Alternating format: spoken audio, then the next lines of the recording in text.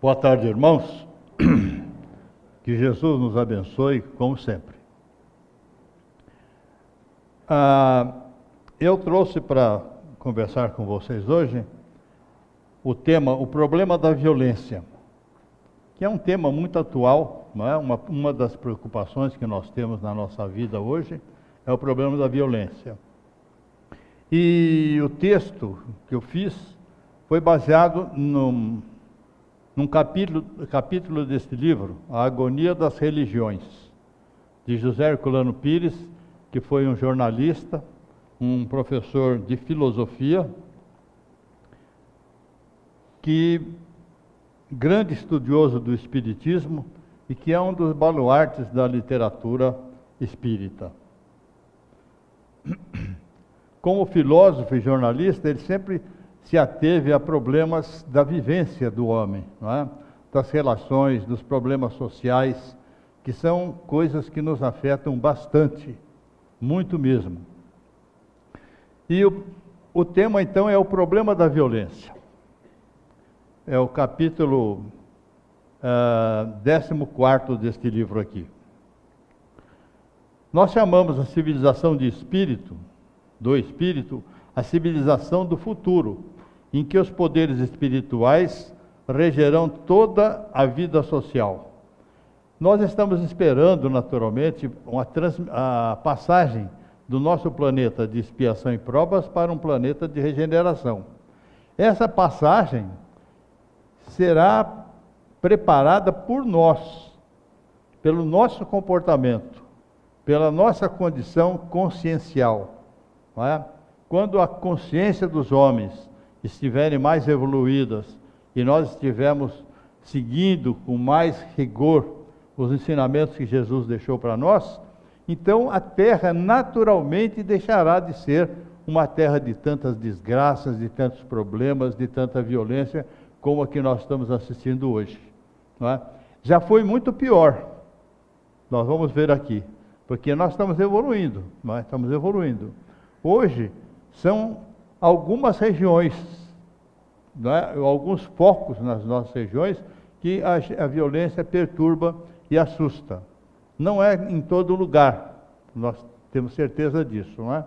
Porque em cada lugar tem lá o seu grupo com o seu tipo de consciência, de comportamento.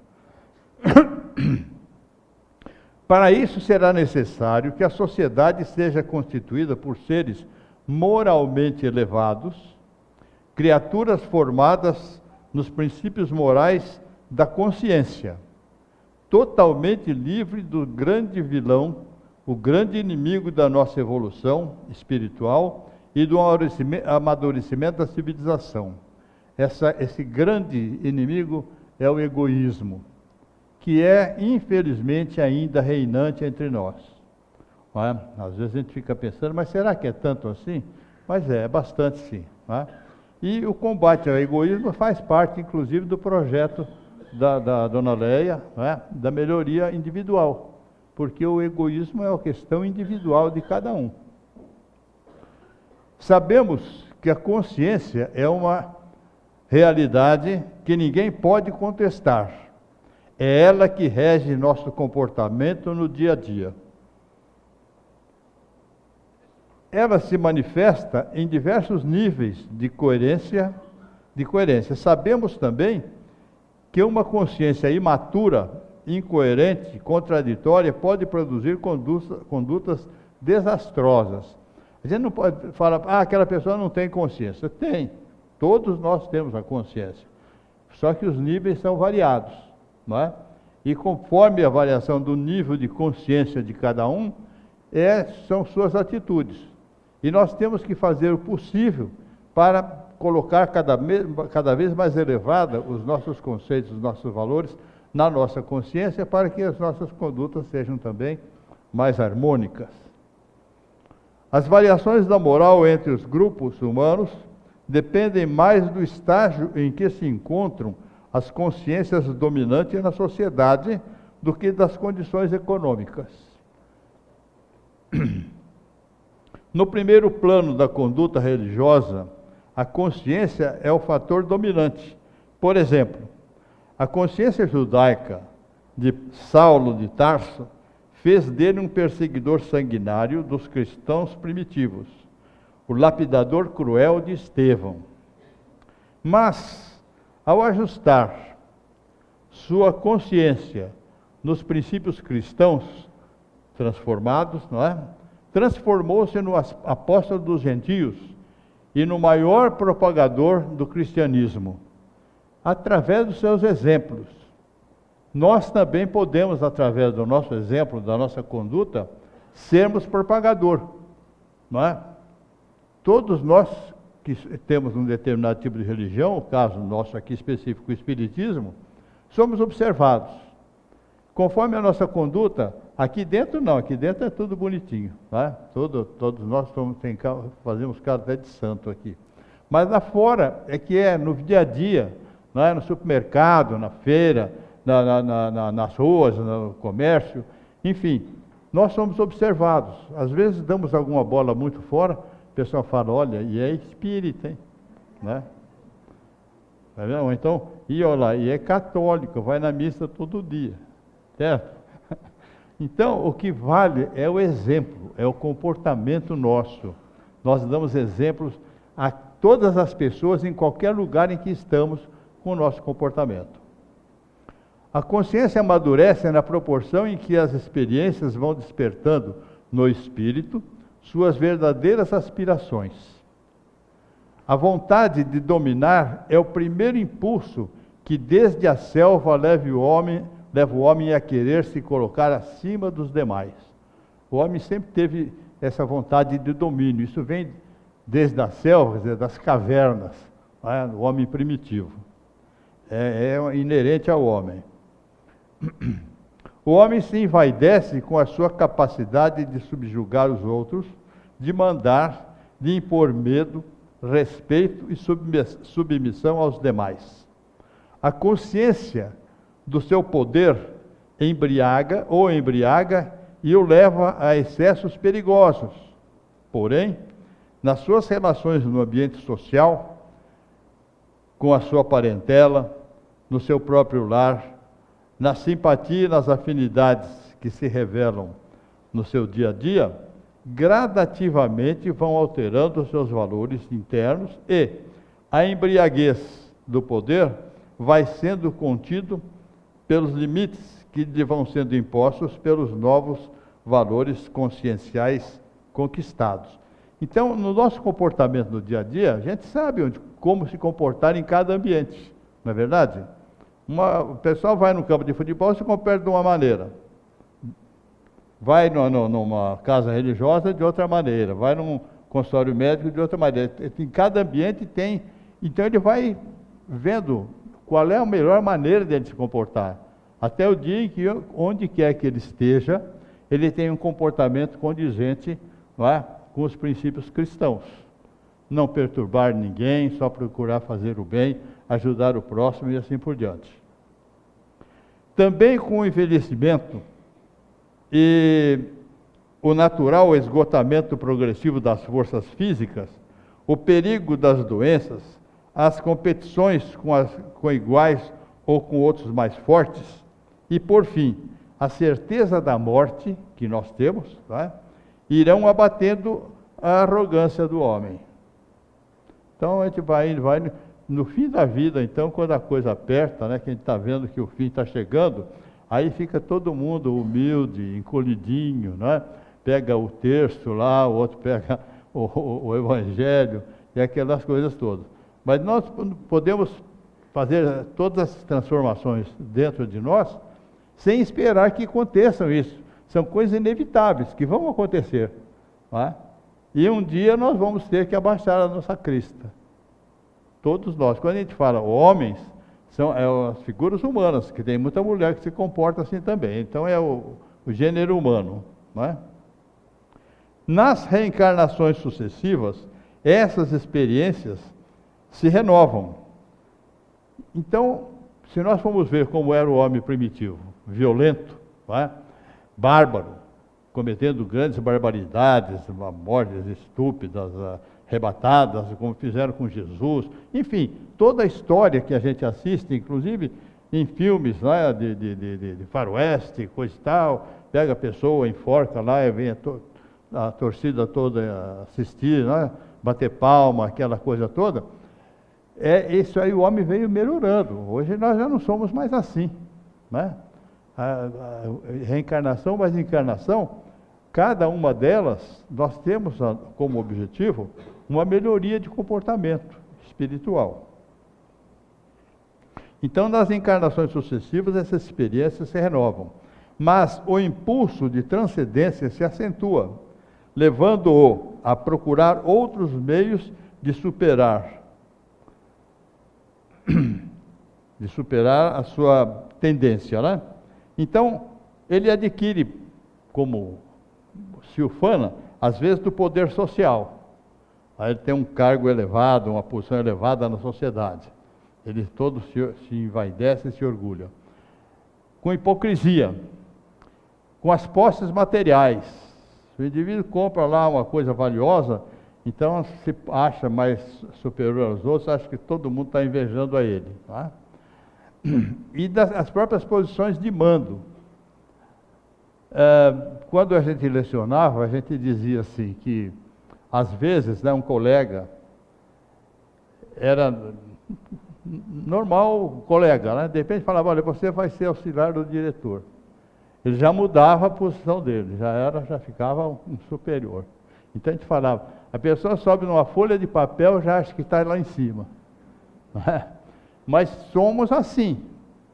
Em qualquer lugar, lá está uma pessoa, você vai ser gerente ou subgerente, pronto, já muda a posição dele em relação aos colegas. Tá? Já se coloca num plano de orgulho superior. Só lentamente, ao longo do tempo, sua consciência começa a se abrir para o respeito aos direitos dos outros. Então ele vai gradativamente, vai evoluindo, vai melhorando. A violência do homem civilizado tem, portanto, suas raízes profundas e vigorosas na selva. Isto no homem civilizado, que nós achamos que somos hoje. Não é? Mas a raiz, aquela semente da violência ainda existe. Conforme a situação, conforme o contexto em que ele está inserido, ele tem um comportamento. Não é? Às vezes uma coisa, ele melindra, ele fica violento, ele é capaz de agredir, é capaz de bater, matar, não é?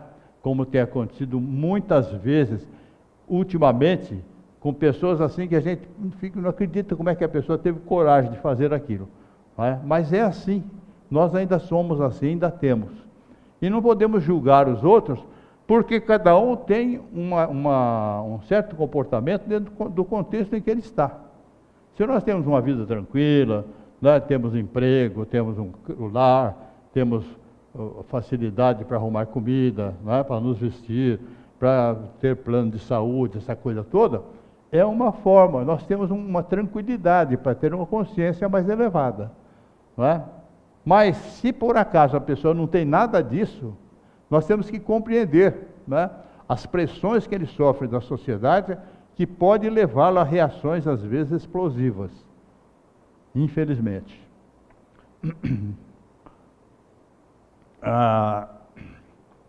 Então a violência do homem civilizado tem, portanto, suas raízes profundas e vigorosas na selva. O homo brutalis, com suas leis, que era o homem primitivo, né, de subjugar, humilhar, torturar, matar, ainda nos assombra, Para ele, sua crença é a única válida. Então, ele diz que aquela semente no homem ainda nos assusta, não é? Está aí a lei da Maria da Penha para provar isso. Um absurdo, não é?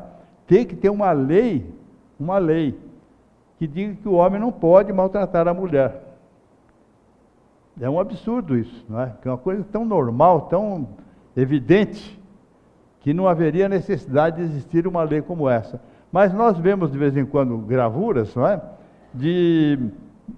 Vocês devem já ter visto alguma vez, um homem primitivo com uma borduna na mão, arrastando a mulher pelo cabelo.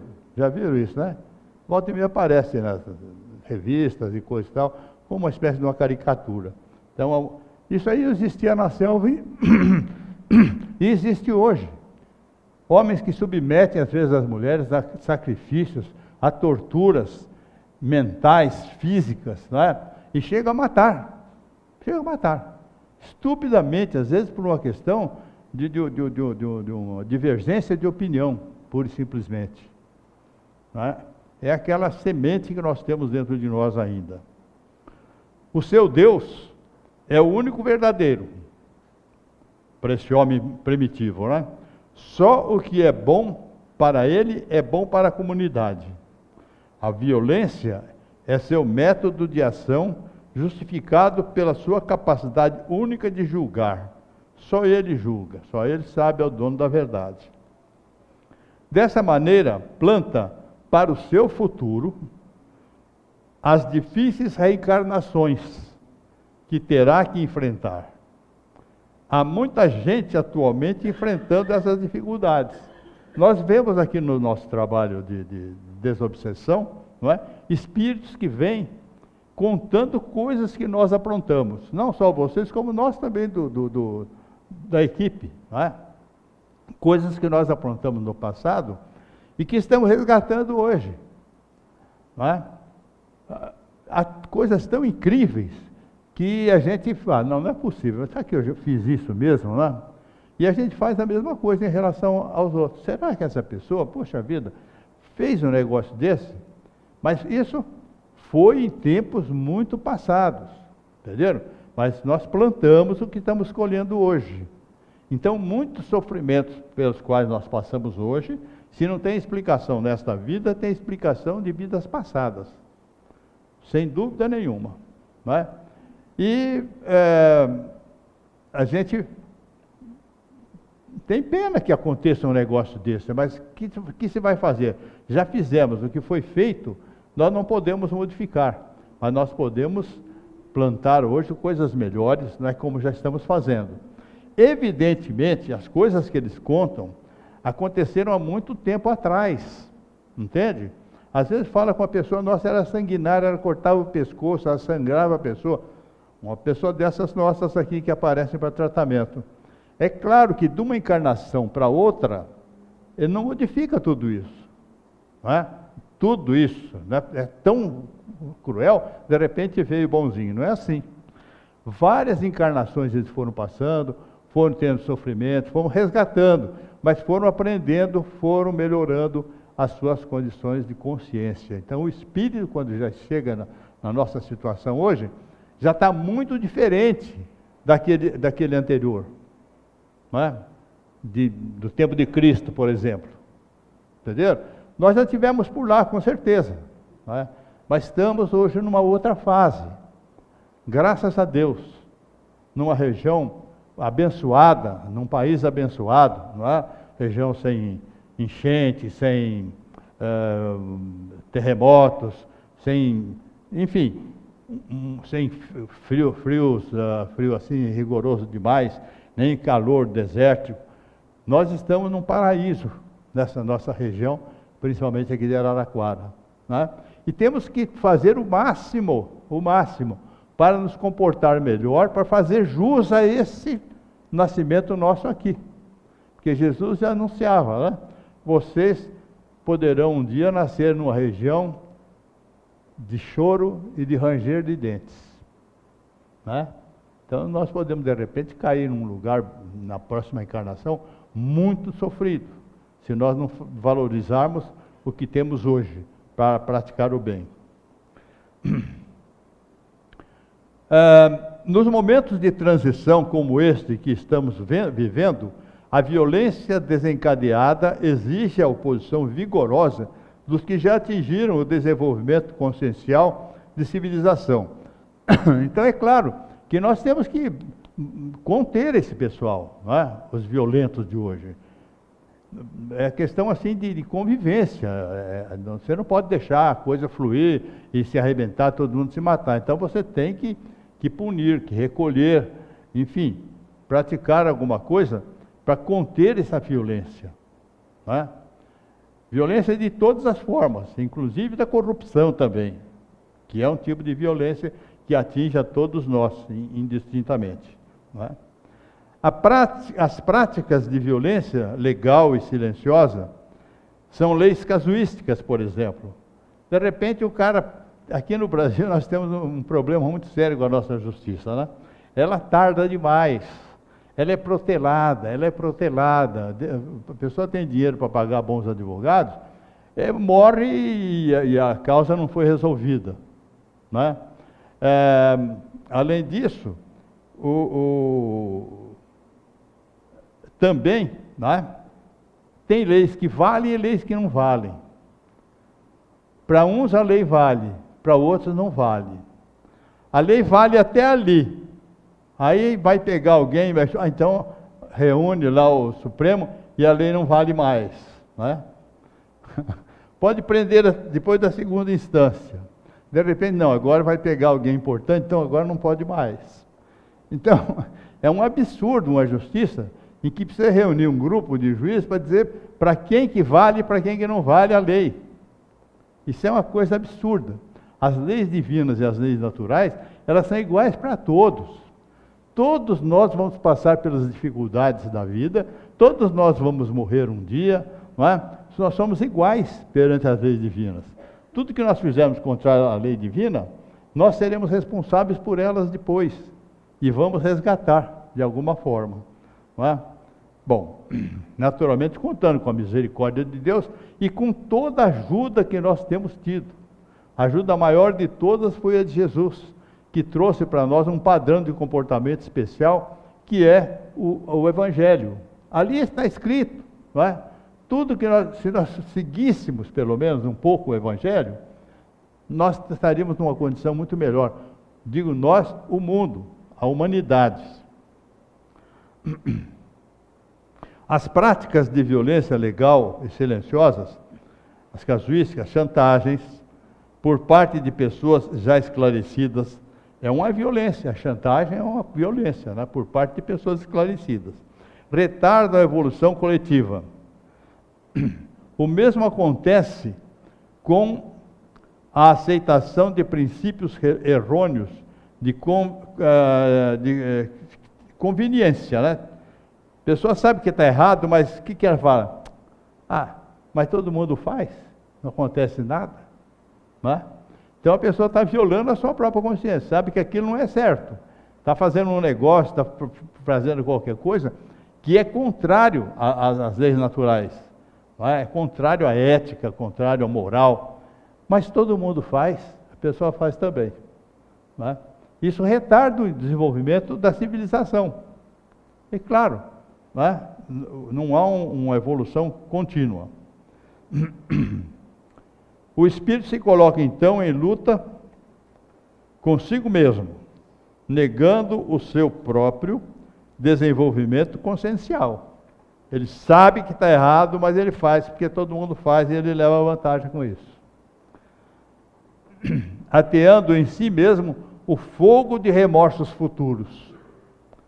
Quanta coisa a pessoa faz, né? Depois fala, não pensei nisso, mas pensou sim, é que todo mundo fazia, ele fez também. E mais tarde ele vai ter remorso por algum motivo, por quê? Porque aquilo feriu a sua consciência, né? Ele se arrepende de ter feito uma coisa que ele sabia que estava errado, mas ele fez porque todo mundo fazia. As fases de transição na evolução dos mundos são também fases de julgamentos individual das criaturas que os habitam. Daí o mito do juízo final, em que todos serão julgados. É um mito isso, né? Que vai haver um juízo final, vão lá, tem um tribunal especial para julgar cada um. Não é assim. Entretanto, sabemos que não haverá esse tribunal divino nas nuvens ou no céu, se quiserem, porque esse tribunal está naturalmente instalado na consciência de cada indivíduo. A presença do julgador é, portanto, fatal, porque cada qual será o juiz implacável e inevitável de si mesmo. Certo? É a própria consciência que vai nos julgar, que nos vai colocar perante a vida espiritual, não é? Vai nos dando uma luminosidade ou uma opacidade do nosso espírito. nosso perispírito. Não é? Aliás, Jesus mesmo dizia, né, não julgueis, para que não sejam julgados. Tudo bem. Por quê? Com o juízo com que julgardes, sereis julgados. E com a medida com que tiverdes medido, será medido. Quem que pode fazer isso? A própria pessoa, que sabe o que fez e sabe o que fez de errado. Não é? Então, se amanhã ela cometer um erro semelhante, ela não vai se conformar, que condenou o outro e ela mesmo fez aquilo que não devia ter feito. Não é? É o mesmo juiz, é a mesma consciência de cada um. Nos tribunais da imortalidade, cada espírito devedor resgata as suas próprias contas. No mundo clássico, a queda dos deuses mitológicos foi também a queda dos grandes impérios. Mas os resíduos da violência continuaram a fermentar nas novas estruturas socioculturais. A prova histórica de que a carga de violência era enorme está hoje aos nossos olhos. A explosão da violência em todos os níveis no mundo contemporâneo. Guerra para todo lado, não é? Revoltas, revoluções, lutas entre irmãos, lutas por parte de religião, como tem lá no Oriente Médio, não é? Aquelas lutas entre os árabes lá. Enfim, o mundo hoje está um verdadeiro barril de pólvora. A gente não sabe onde vai estourar mais forte.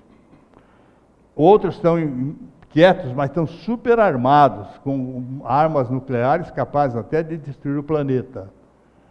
E se equilibrando, um tem medo de um tem medo do outro, então não sai a briga. Porque se fosse um mais forte, já teriam naturalmente imposto o seu mando. Mas os resíduos da violência, então, continuam a fermentar as novas estruturas socioculturais. A prova histórica de que a carga de violência era enorme está hoje nos nossos olhos, na explosão da violência em todos os níveis no mundo contemporâneo. Nossa esperança é a de que essa explosão seja a catarse final, vou dizer assim, o último suspiro, não é? Porque muitos que hoje aqui vão deixar a Terra são espíritos que não voltarão a reencarnar mais na Terra. Não é? Vão reencarnar em planetas primitivos, de acordo com o comportamento que eles tiveram aqui. Isso vai acontecer. Vão nascer em região de choro e ranger de dentes. Nós temos que tomar cuidado para não sermos uns deles. Então, nossa esperança é que essa explosão seja a catarse final, o último suspiro. O Homo Brutalis vai desaparecer, mas para isso será necessário o despertar de novas dimensões na consciência atual, ajustando-a aos princípios cristãos revelados por Jesus. Amar a Deus sobre todas as coisas e ao próximo como a si mesmo. Não será, portanto, sustentando e justificando as estruturas religiosas envelhecidas, submissas às ordenações do passado bíblico, que facilitaremos o advento da nova era. Não será, então, aquelas práticas tradicionais nas outras religiões, de encenações e outras coisas, que vão nos levar. Vai ser a melhoria pessoal de cada um, quaisquer que seja a religião, mesmo que não tenha religião, a pessoa tem um comportamento que se coaduna com... Ele talvez nem conheça o Evangelho de Jesus, não é? Mas ele já tem vivências passadas e ele está vivendo tranquilamente hoje aqui, respeitando, não é? E se fazendo respeitar. Então, isso aí será naturalmente o que vai acontecer. Então não será somente pelas práticas dessas religiões tradicionais antigas, muito menos pela negação da própria essência do homem, através de ideologias materialistas. Aqueles que não acreditam em nada, que não sei o quê, que não existe outra coisa, que é, enfim, sobrevivência do espírito e essas bobagens todas que tem por aí, né? A estrutura moral ideal da consciência está delineada de maneira muito clara nas obrigações do ensino da moral de Jesus, nas páginas do ensino moral de Jesus, que é o Evangelho, né? Temos que aprofundar o seu estudo e procurar aplicá-lo em nossa vivência social comum, onde quer que estejamos. Não é só na casa espírita, só na igreja, só onde quer que seja, perante a religião.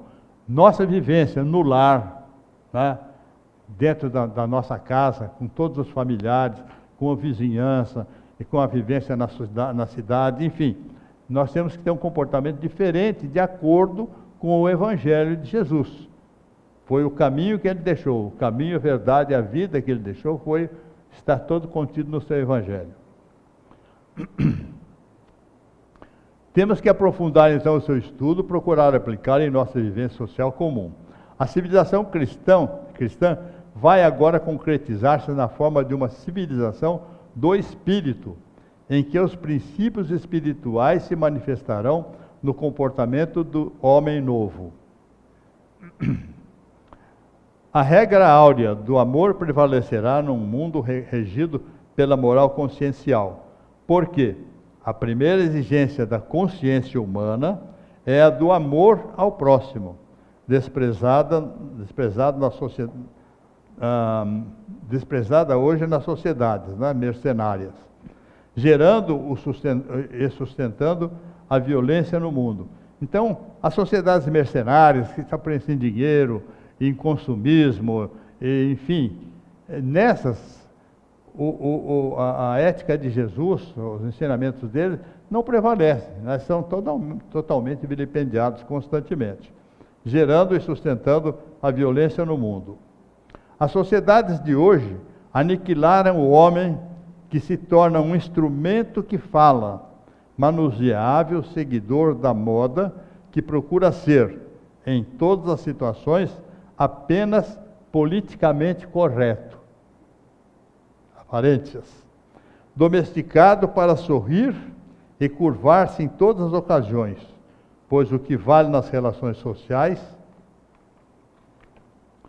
é levar vantagens com hipocrisia, relações dos beijinhos e do sorriso pronto, né? Então hoje todo mundo se encontra, beijinho para cá, beijinho para lá.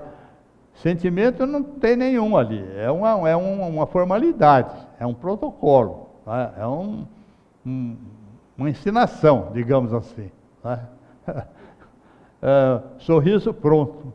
Eu, particularmente, eu não gosto muito assim, primeira impressão, de pessoa que já chega, sabe, eu acho que não, o sorriso tem que ser uma coisa natural, né? Não é que é assim, toda hora forçado. Eu acho que, para mim, isso aí não é uma coisa muito válida, não é uma coisa sincera, né? É uma aparência só. Como estamos vendo na atualidade, a besta fera das cavernas e das selvas arrombou as jaulas de convenções e tripudia sobre a fragilidade da moral humana. Olha, tem cada crime que a gente ouve falar aí, não é? Filhos que matam os pais, que queimam, que roubam, que matam crianças pequenas, que abusam sexualmente de crianças ou pessoas mais velhas dentro da própria família. São coisas absurdas, que não dá para você entender como é que um povo que se acha civilizado pode ter um comportamento desse, não é? É uma coisa infeliz. Não tem menor noção de nada daquilo que o Evangelho nos aconselha a fazer. Contra essa realidade lamentável, de nada valem os sermões, as pregações, as ladainhas e outras preces labiais. O mesmo indivíduo que frequenta os templos religiosos, ajoelhando diante das imagens, ou ouvindo palestras e sermões, volta ao seu posto de mando para ordenar torturas, às vezes canibalescas. Não só os que vêm assistir, mas quem faz palestra também, faz sermão, né? Também não escapamos não, temos a obrigação de ter um comportamento condizentes com a posição que a gente pretende ocupar. No começo do século, Leon Tolstói já advertia que estávamos numa nova era de antropofagia, requintada pelas técnicas modernas. Hoje, na era da tecnologia, os instrumentos de opressão torturam e aniquilam o homem com perfeição diabólica. É o consumismo, não é? Propaganda de consumo. O pessoal consome droga, consome bebida, consome tudo quanto é coisa, porque é uma busca desenfreada de um prazer artificial. Isso aí é uma sociedade, então, tem um comportamento efervescente. Seria exagero responsabilizar unicamente as religiões por essa calamidade, mas também seria hipocrisia querer isentá-la de culpa.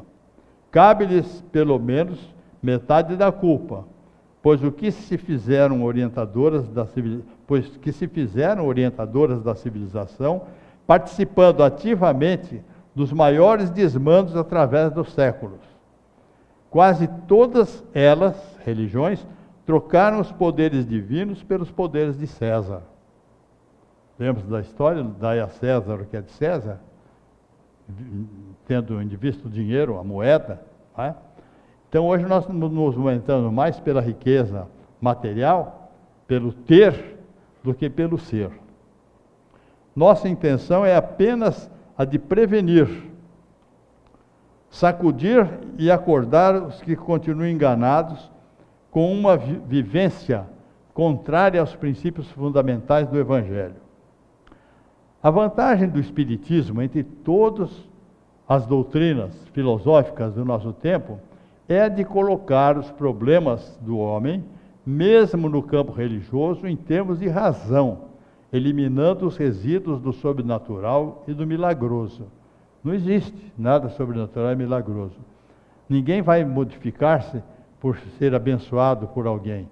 A pessoa vai se modificar se ela se fizer diferente dentro de si, tá? Na própria consciência. Essa explosão não tem fins, aliás, essa exposição não tem fins proselitistas, de propaganda. Não é uma propaganda do Espiritismo. Não é? Isto é, de propaganda, pois uma doutrina aberta como o Espiritismo, fundamentada em métodos científicos de observação e pesquisa, como o próprio Kardec afirmou, não é uma caçadora de adeptos ou de seguidores. Não é? Ninguém chega a uma casa espírita e já vai, você vai ser espírita, vem cá. Não, a casa espírita é aberta. Vem quem quer, assiste às palestras, né? Aprova ou não aprova, volta, gosta, volta, não gostou, não volta. Não há nada, não há obrigação nenhuma. O Espiritismo não proíbe de nada. Não é? Orienta só, que a pessoa ela tem que se transformar. Não é mesmo? Às vezes tem pessoas que vêm aqui e acham que a gente pode dar um passe aí, transformar a sogra, o marido, a mulher. Não tem nada disso. Nós não conseguimos, às vezes, nem modificar a nós mesmos, vocês calculam se conseguimos mudar os outros. Não é? Isso é uma coisa clara e cristalina. O que lhe interessa ao Espiritismo, não é combater as religiões ou tirar de suas fileiras os que nelas se sentem bem. O cara está bem na religião dela, lá, fica lá, tudo bem. Não é?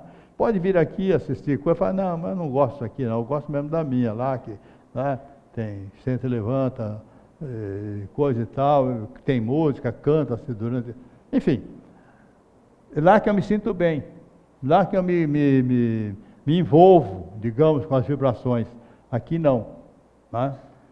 Problema de cada um, não tem problema nenhum de ser obrigado a nada.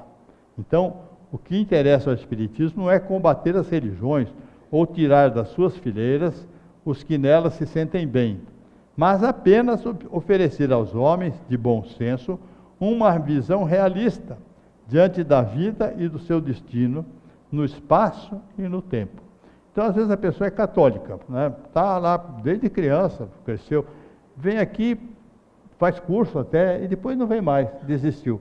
Mas ela volta diferente. Ela vai entender a religião dela de outra forma. Muita coisa que ela não tinha resposta, ela teve aqui, e ela elabora dentro dela mesma a sua maneira de ver a religião e o relacionamento com a espiritualidade. Não é? É isso, o final de todas as religiões é a aproximação com Deus. Todas as religiões pregam o bem, não é? Pregam o bem. Principalmente as que são ligadas ao cristianismo, tem o Evangelho, Jesus é o guia. O resto é só seguir a eles, não ficar esperando que um benzimento lá, coisa e tal, né? Aqueles banhos de... como é que chama? Eu tive uma ocasião em São Paulo, na fachada do antigo cinema Cinemetro, na Avenida São João, tinha um cartaz assim grande, sexta-feira, uma coisa bem assim, forte, digamos lá, né? Desencapetamento total. Certo? É de dar risada, né? Desencapetamento total. Tem até uma fotografia tirada lá, porque o negócio era muito engraçado. Isso aí, naturalmente, a gente já descarta. Isso aí não é uma coisa lógica. Essa compreensão racional e superior do universo, em que o homem aparece integrado às suas leis naturais, poderá modificar a mentalidade confusa e contraditória do nosso tempo e preparar-nos para essa era cósmica, na qual a Terra só poderá entrar com a civilização do Espírito, devidamente transformado. Isso, seja em que religião for, ou até sem religião, como já dissemos, né? Se a pessoa for espiritualmente uma pessoa elevada, não tem problema nenhum de não ter o rótulo religioso. Se insistimos na tônica do cristianismo, é porque somente ele mostrou-se capaz de reformular o mundo em sua globalidade, deixou escrito uma maneira completa de comportamento. O importante é chegarmos a esse futuro pelos meios adequados, como observou Gandhi em suas memórias. Os meios que nos podem levar à verdade e à dignidade só podem ser verdadeiros e dignos. Então, ninguém pode modificar pela força, por exemplo, né? É um exemplo que a gente dá de vez em quando. Você quer obter a paz, você tem que usar meios pacíficos. Se você vai usar um meio de força, você não vai conseguir a paz nunca. É isso que acontece, não é? É bomba de cá, bomba de lá para conseguir a paz. Mas não sai, porque cada vez mais aumenta o ódio, não é? A paz conquistou Gandhi, que libertou a Índia da Grã-Bretanha, com uma desobediência pacífica, uma desobediência civil. Eles pararam de se compactuar com tudo que os ingleses faziam lá, não é? E conseguiram criar de tal forma de dificuldade de direção, né, de administração inglesa, que eles entregaram para os hindus. Entenderam? Mas com paz. Ele até foi vítima da violência, que foi assassinado, não é? Mas foi sempre um líder pacífico, nunca pregou nada de violência. Esses meios, verdadeiros dignos, né, esses meios justificam-se por si mesmos. São meios de paz e vão conseguir a paz.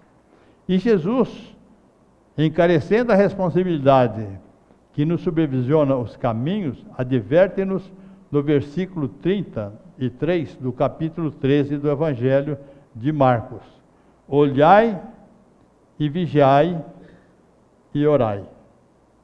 Né?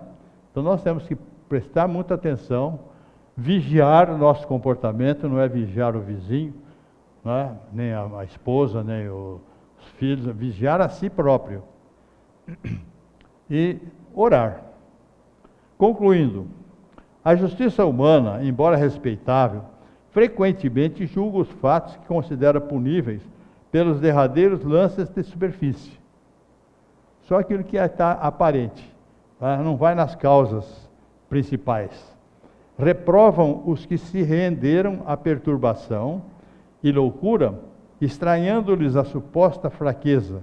Entretanto, não chega a reconhecer os verdugos risonhos do campo social e doméstico que fixaram no cadastro da loucura. Acusam os irmãos que caíram em desdita e falência, classificando-os na lista dos celerados. Contudo, nem de leve reconhecem a presença daqueles que os situaram no beco sem saída da aflição, sem remédio.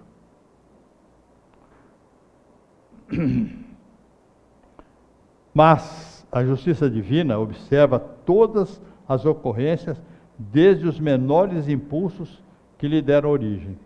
Então, o indivíduo, ele por algum motivo, né, ele foi conduzido àquela situação de violência. A justiça divina sabe, e ele também na sua consciência, ele vai saber que ele praticou coisas que ele não devia praticar, mas foi premido de alguma forma, né? Então, vamos ver quais seriam essas situações. Existe uma violência silenciosa. Essa que nós nos referimos agora é uma explosiva. Todo mundo tem medo, tá? Porque é uma coisa visível e tal, e tal. Mas existe uma violência silenciosa, terrível, que nós convivemos com ela perfeitamente. Tá? Normal. É aquela da qual nos esquecemos no dia a dia. Porém, todos estamos no universo, ante a luz da justiça divina, e o autor de uma falta, naturalmente, responderá um dia. Embora, né, o cara não vai ser preso porque ele não cuida bem do filho, ou porque ele maltrata a esposa, sem agressões, né? Ou humilha uma pessoa, ou trata a outra com ironia. Ele não é punido. Mas a justiça divina vê tudo isso. São causas silenciosas. Né? Portanto, em todas as circunstâncias, saibamos semear o bem, esparzir o bem, sustentar o bem e cooperar para o bem, de vez que as nossas ações provocam nos outros ações semelhantes, em troco. Não é? E se aquele que faz o mal é passível de pena, aquele que organiza e exemplifica o mal conscientemente sofrerá pena muito maior, maiores responsabilidades.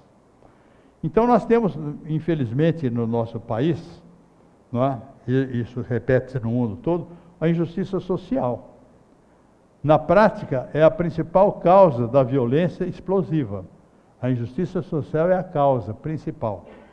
Aquela que nos chama a atenção e que nos atinge diretamente. Enquanto nós não nos livrarmos da injustiça social reinante na nossa sociedade, nós não teremos a paz que nós queremos. Tá? Não teremos o fim da violência. Isso é uma coisa indiscutível. Indiscutível. Mas por que esse é um princípio tão importante? Por quê? Né? Porque a justiça social é essencial para a coexistência pacífica dos povos e para o desenvolvimento social e econômico da humanidade. Assim, quando procuramos promover o respeito ao gênero, raça, religião, sexualidade, estamos promovendo uma maior integração social, fundamental para o desenvolvimento da sociedade em geral. É preciso exercitar os princípios de justiça social, todos os dias, visando a uma melhor convivência e melhor qualidade de vida para todo mundo. Uma sociedade estará regida pela justiça social se garantir a todos os seus membros a oportunidade de obter o necessário para uma vida digna e decente. E mais ainda, oferecer oportunidade para seu desenvolvimento espiritual, intelectual e moral. Quando Kardec pergunta sobre os que monopolizam os bens da terra, perguntam, né, para a espiritualidade, sobre aqueles que monopolizam os bens da terra em prejuízo daqueles a quem falta o necessário. Os espíritos luminares da codificação afirmaram que são espíritos que desconhecem a lei de Deus e que responderão pelas privações que hajam feito alguém experimentar. E entre essa violência silenciosa, o analfabetismo é um trunfo maior, não é? Praticamente toda a miséria, toda a desgraça do homem vem da ignorância, do analfabetismo, basicamente. Falta de moradia, assistência à saúde, desemprego, fome. Vocês imaginem uma pessoa completamente analfabeta, não é? Ou que não é capaz de acompanhar, ele se sujeita a qualquer coisa, qualquer pessoa ou engana, ou enrola, coitado, na sua... É muito comum aqui ver histórias dessas, né? Que apareciam numa fazenda, lá numa terra ocupada por um povo, um espertalhão que pegava os documentos, fazia, eles não sabiam nada, chancelavam, e o cara tomava todas as terras deles, porque eles não sabiam ler. Tá? Então, ainda hoje existe muito disso. O cara assina contrato sem ler e também não tem noção das notícias lá para saber fazer um julgamento do que é certo, do que é errado, das pessoas que valem ser levadas em consideração e as que não. Bom, moradia. Pessoa que não tem onde morar. Se vai, por exemplo, numa cidade grande como São Paulo, como Rio de Janeiro, que são cidades onde a violência fervilha, tem gente morando embaixo do viaduto, tem crianças dormindo embaixo de banco nas praças. Não é? Ele acorda cedo, levanta, vai roubar comida, vai pegar resto de lixo. É um verdadeiro formador, não? Uma chocadeira de bandido. O que um cara desse, coitado, que sofre dessa maneira, que chegar a gente e matar o pai, a mãe que está dormindo, às vezes lá embaixo, por causa de um pedaço, por causa de um cachorro, por causa de um pedaço de carne, é uma vida violenta. A gente não faz ideia, porque nós nunca passamos por problemas desse tipo, não é? Mas chega de tarde, a pessoa não tem uma casa para ir, para descansar, para botar uma cadeira e sentar. Tem que esperar que a cidade se apague para arrumar um canto para dormir. E ainda aparece de vez em quando gente jogando combustível e pondo fogo nos coitados.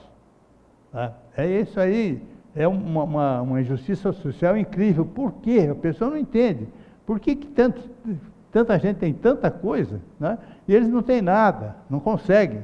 É ignorância, enfim, falta de assistência médica, né? Filas e mais filas nos hospitais. Pessoas ficam esperando.